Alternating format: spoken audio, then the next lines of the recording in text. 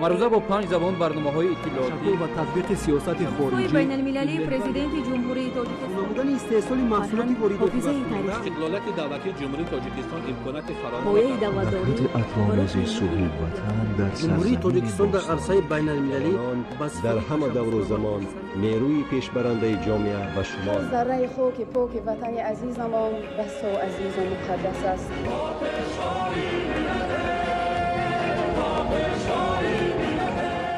دوست باشید، اتفاق باشید، شکرانه علم سرزمین کنید، شکرانه علم دولت کنید، شکرانه کنید که چنین وطن عزیز و محبوب دارید.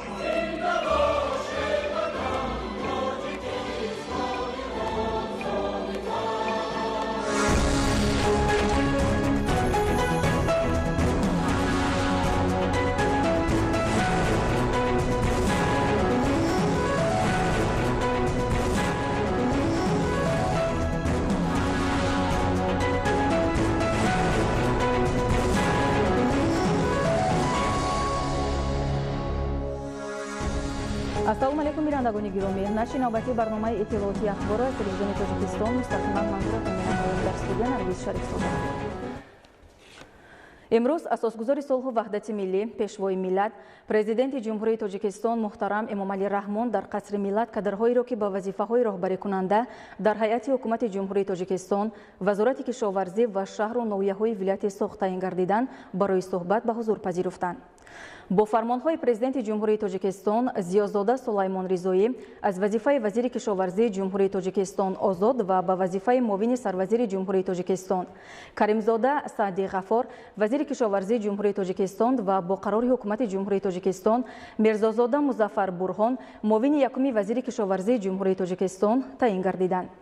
ҳамчунин бо фармонҳои президенти ҷумҳурии тоҷикистон Ҳошимзода Раъно иҷрокунандаи вазифаи раиси шаҳри Гулистон, Муини Мавсума иҷрокунандаи вазифаи раиси шаҳри Бустон, Маҳмудзода Қаюмҷон иҷрокунандаи вазифаи раиси шаҳри Истиқлол ва Муҳаммадзода Шӯҳрат раиси ноҳияи Ашт таъин гардиданд. дар мувофиқа бо президенти ҷумҳурии тоҷикистон Мирдадо Зариф ва Зоҳидзода Даврон муовинони раиси вилояти Суғд ва Маҷиди Бахтиёр директори генералии корхонаи муштараки Тоҷикистону Канадагии масъулияташ маҳдуди Апрелівка дар шаҳри Гулистон таъин шуданд. зимни мулоқот президенти ҷумҳурии тоҷикистон муҳтарам Эмомалӣ Раҳмон ба кадрҳои таъин гардида ҷиҳати таҳким бахшидани раванди омодагиҳо ба ҷашни 35-солагии истиқлолияти давлатӣ, татбиқи нишондиҳандаҳои паёми президенти ҷумҳурии тоҷикистон ба Маҷлиси олӣ, таҳия ва иҷрои нақшаи чорабиниҳо вобаста ба амалигардонии солҳои рушди саноат 2022-2026, иҷрои ҳадафҳои созанда ва татбиқи сиёсати роҳбарияти давлату ҳукумати мамлакат дар самтҳои таъмини амнияти озуқаворӣ, бахши аграрии ҷумҳурии тоҷикистон, вусъати корҳои ободонӣ, истифодаи оқилонаи замин, хусусан заминҳои корам ва заминҳои назди ҳавлигӣ, гирифтани дусе ҳосил аз заминҳои обӣ, рушди бахши кишоварзӣ, баланд бардоштани сифати маҳсулот, ҷалби сармояи хориҷию ватанӣ баҳри рушди соҳа, дастгирии соҳибкорӣ, таъмини бозори дохилӣ бо маҳсулоти бо сифати кишоварзӣ, рушди соҳаи агросаноатӣ аз ҷумла тухмипарварӣ, зироатпарварӣ, чорводорӣ, тақвияти фаъолияти муассисаҳои маориф, тандурустӣ ва фарҳанг дастуру супоришҳои муфид доданд. сарвари давлат муҳтарам Эмомалӣ Раҳмон аз кадрҳои ҷавону соҳибтаҷриба риояи ҳатмии талаботи қонунгузории мамлакат, боло гузоштани манфиатҳои миллию давлатӣ аз манфиатҳои дигар, пешгирии амалҳои ғайриқонунӣ вобаста ба сӯистифода аз мансаби давлатӣ, қобилияти баланди роҳбарию ташкилотчигӣ, мусоидат ба рушди бештари иқтисодию иҷтимоӣ, тақвияти ҳамкорӣ бо бахши хусусӣ ҷиҳати вусъати тадбирҳои бунёдкорию ободонӣ, иртиботи доимӣ бо мардум ва ҳалли саривақтии мушкилоти онҳоро талаб намуданд. фармони президенти ҷумҳурии тоҷикистон дар бораи аз вазифаи вазири кишоварзии ҷумҳурии тоҷикистон озод намудани Зиёзода. мутобиқи моддаи 69 Конститутсияи ҷумҳурии тоҷикистон фармон медиҳам Зиёзода Сулаймон Ризоӣ бо сабаби ба кори дигар гузаштан аз вазифаи вазири кишоварзии ҷумҳурии тоҷикистон озод карда шавад. фармони мазкур барои тасдиқ ба Маҷлиси олии ҷумҳурии тоҷикистон пешниҳод карда шавад. президенти ҷумҳурии тоҷикистон Эмомалӣ Раҳмон шаҳри Душанбе 26 январи соли 2022.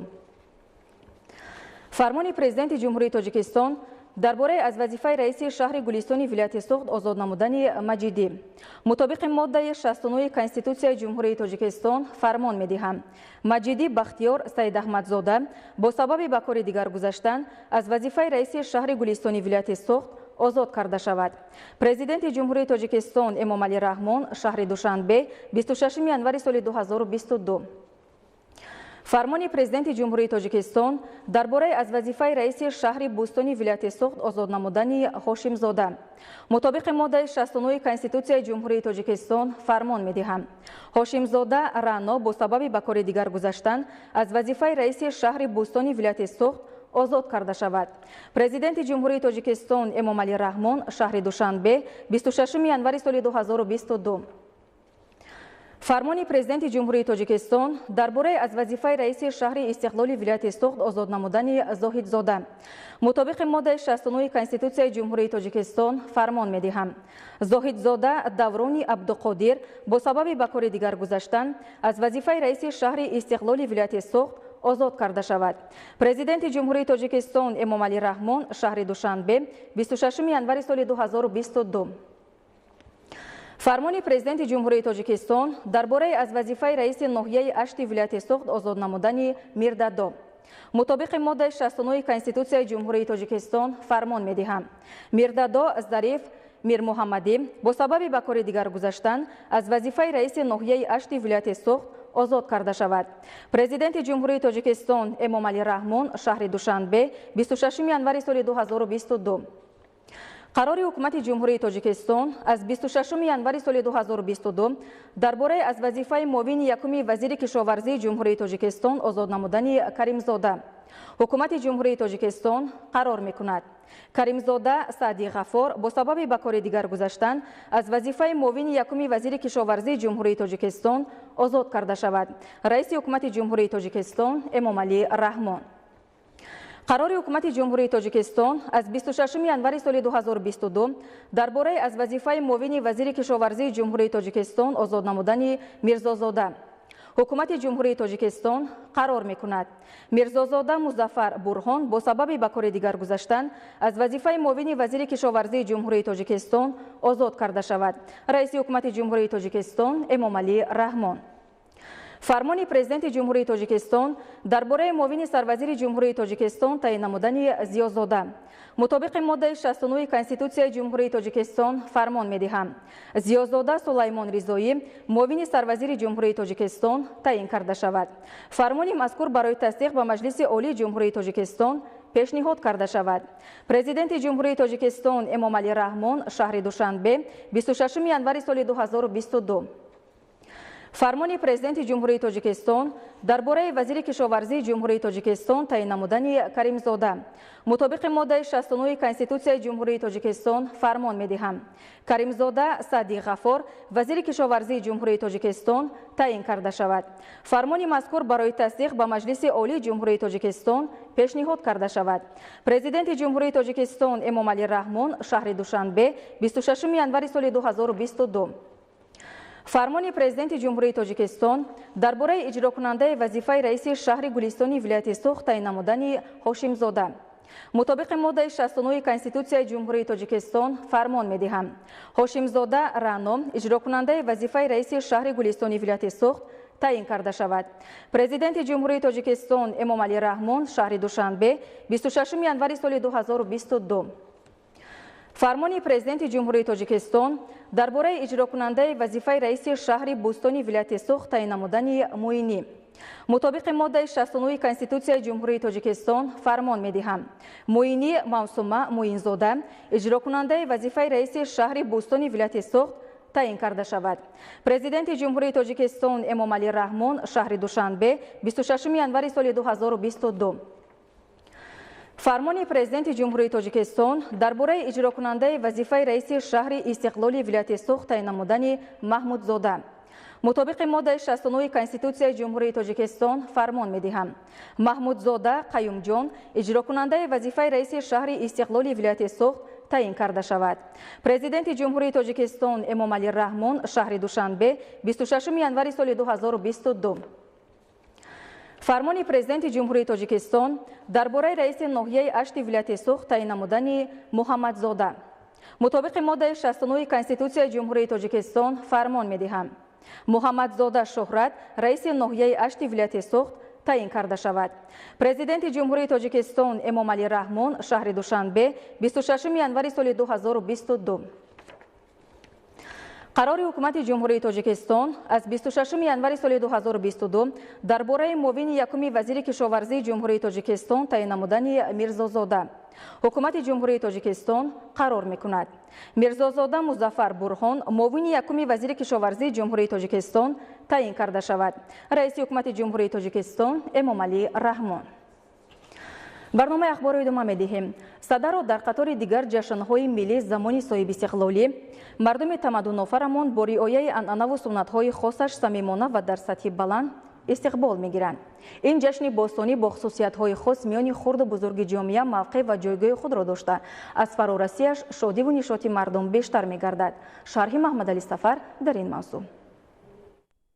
садару муҳаққиқону пажӯҳишгарон нишоне аз ҳузури наврӯз унвон кардаанд ки ба мардум аз қудуми файзбори ин ҷашни хуҷаста паём мерасонад. ин ҷашни бостонӣ ба гунае дар сиришу замири мардум маъво гирифтааст ки баробари фарорасияш шодиву нишоти хурду бузург беҳадду канор аст. ҷашнҳои наврӯз, тиргон, меҳргон ва садда аз ҳам куллан тафовут доранд ва дар алоҳидагӣ бо шеваи хос таҷлил карда мешаванд. махсусан тафовут дар дастархони он дида мешавад. азбаски ҷашни садда дар зимистон меояд, рӯи дастархони он ҳамон ғизоҳо, ҳамон шириниҳо, ҳамон ашёе гузошта мешавад ки хоси зимистон мебошад. гузаштагони мо, аҷдодони мо дар тобистон, тирамоҳ барои зимистон меваҳоро хушк мекарданд, захира мекарданд. ҳар гуна маҳсулотро, масалан равғани зард, қурут ва дигар чизҳоро захира мекарданд ва дар зимистон онҳоро тановул мекарданд. бо ҳамин мо гуфтанӣ ҳастем ки дар рӯи дастархони иди сада, ҷашни сада бояд пеш аз ҳама хушкмеваҳо бошад. хушкмеваҳо дар тоҷикистон дар ҳама нуқтаҳо фаровон аст. масалан зардолии қоқ, ёғулин, мавиз, тутмавиз, олуболу, олучои хушк, чормағзу пиставу бодом ва ғайра. ҳамчунин шириниҳо. дар зимистон табиати инсон ба шириниҳо майл дорад ва барои ҳамин ҳам ниёгони мо дар рӯи дастархони ҳам маъракаҳо, ҳам ҷашнҳои хонаводагӣ бештар шириниҳо мегузаштанд.